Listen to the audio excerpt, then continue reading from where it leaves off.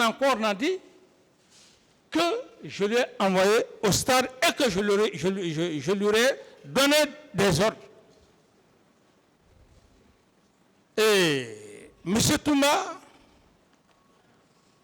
de par sa franchise aussi, je puisse le dire ainsi, il a dit clairement devant M. le Président et assesseur que ce n'est pas M. Camara qui m'a envoyé au stade. Je n'ai vu personne, je n'ai pas vu M. Camara donner des instructions à qui que ce soit. Contrairement à ce que tout le monde pensait, et même les Guinéens, même la presse internationale. M. Camara a envoyé son aide de camp, ils ont massacré au stade, mais quand Dieu est pour tout le monde, je me dis, où je suis, ce que je dois dire au président et assesseurs, pour ne pas en abuser, mais comme je l'ai dit, que je me dois, je m'impose et je m'inflige la sagesse, la patience, parce que ce n'est pas moi qui décide. D'autres questions? Monsieur le Président, Je sors victorieux. sauf erreur de ma part, je pense que les avocats du président Dadis, il serait rectifié tout de suite si c'est le cas, ont fini les questions. Je vous remercie.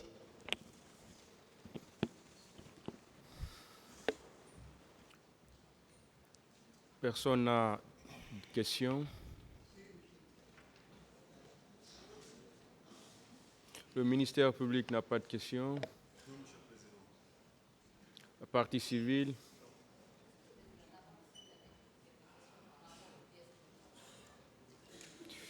Bon, là, carrément, une question qui a été posée et répondue, carrément, on ne va plus répondre. Allez-y. Merci, Monsieur le Président, de m'avoir encore passé la parole. Monsieur Moussa Dadis Camara, vous aviez toujours clamé la thèse de complot pour vous défendre à cette barre, oui ou non? Une autre question.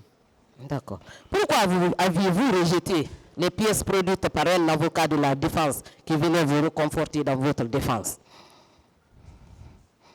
Je n'ai pas de réponse à cette question, maître. De quoi alors vous avez eu peur lorsque vous lui avez vu venir avec ces pièces? Oui, accepter cette hypothèse, j'en ai suffisamment parlé pendant plus de 15 jours. Maître, je ne saurais répondre vraiment à ces questions. Vous êtes libre de ne pas répondre, Monsieur le Président. Vous aviez également affirmé à cette barre que la déclaration de M. Bernard Kouchner, je cite, « Ce n'est pas M. Bernard Kouchner qui est venu au stade pour connaître ces massacres. » Vous maintenez cette déclaration? Je ne réponds pas à cette question. Je maintiens cette déclaration. Une autre question. Est-ce que les personnes auxquelles vous attribuez ces complots, le complot était au stade pour perpétrer ces massacres?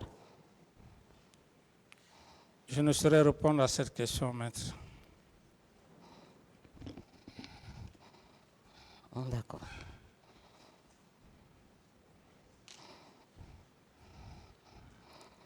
Pour nous, Monsieur le Président, avocat de la partie civile, la production par vous de ces pièces ne constitue-t-elle pas un aveu de culpabilité de votre part? Maître, vous êtes libre, vous êtes avocat de la partie civile. Votre position reste votre position. Moi, j'ai fini de parler devant l'auguste tribunal. Je n'ai plus à me répéter, maître. D'accord. Vous aviez également produit au débat ici à la barre 2 pièces. La première pièce, il ressort clairement que Toumba a dit qu'il est allé au stade sur votre instruction. Et la deuxième est celle qui vient conforter votre thèse de complot. Qu'est-ce que vous pensiez de ces 2 pièces? Maître, je dis, encore je réitère, c'est durant tout le temps que j'ai eu à passer ici et la conclusion que je venais de donner, comme l'a dit mon avocat au tribunal, au président du tribunal, si vous n'êtes pas satisfaite, maître, je ne saurais répondre à cette question. Je poursuis. Il y a des sources concordantes qui disent que vous étiez aux environs du stade le 28 septembre 2009. Je veux parler du procès verbal d'audition de partie civile de M. Ibrahima Kamara et le procès verbal de transcription d'une vidéo produite par l'un des avocats de la défense. Qu'en dites-vous par rapport à ces deux pièces? Une autre question. Est-ce que vous êtes prêt à une confrontation avec M. Ibrahima Bari? Et je n'ai plus de réponse à vous donner, maître. J'ai fini de parler. Je dis que je n'ai plus... Une autre question. Monsieur le Président, je me limite là. Je pense que dans la plaidoirie, nous allons exploiter ces pièces produites qui constituent pour nous un aveu de culpabilité. Je vous remercie.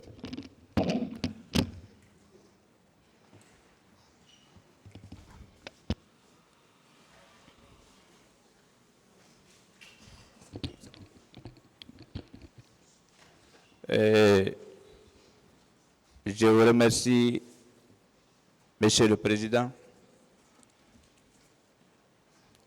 Je remercie aussi Messieurs les assesseurs. Je remercie les représentants du ministère public. Je remercie mes confrères de la défense. Je remercie aussi mes confrères de la partie civile. Je crois que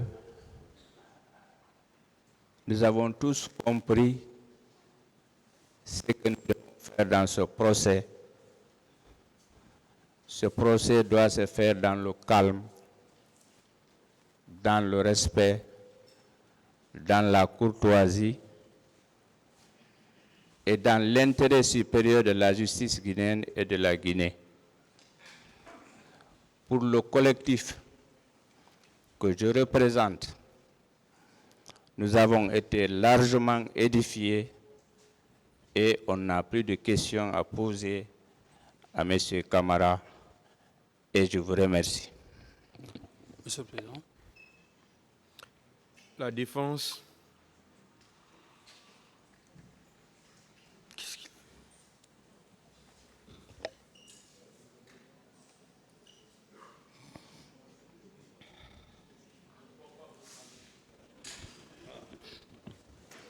Je vous remercie, Monsieur le Président. Nous venons de recevoir de la base un commandement qui consiste à ne pas poser de questions en raison de 3 événements majeurs. Le premier, c'est que M. Dadis même dit que personne ne savait qu'il aurait pu tenir 14 jours. Ça veut dire qu'il y a un handicap à la base. Des questions, s'il vous plaît. Deuxièmement, S'il n'y a pas de je vous questions, donne les raisons pour lesquelles, Monsieur le Président... S'il vous plaît. Si c'est pour dire que vous n'avez pas de questions, vous pouvez le dire simplement. Mais si c'est pour dire des propos à l'encontre de... S'il vous plaît, écoutez-moi, maître. Merci, Monsieur le Président. Écoutez-moi, s'il vous plaît. Si c'est pour des propos à l'encontre de l'accusé présent à la barre, on va vous retirer la parole. Sinon, vous pouvez dire simplement que vous n'avez pas de questions. Ou bien, si vous en avez, vous les posez. D'accord, nous en réservons pour la confrontation pour ne pas gâter la théorie. Merci. Monsieur le Président. Oui. En fait, nous n'avons pas de questions. Nous voulons simplement faire observer que les pièces dont fait état notre conseil n'ont pas été produites par les avocats du capitaine Dadis. C'est cette précision que nous voulons simplement apporter. Je vous remercie. De toute façon, le tribunal va apprécier tout ça.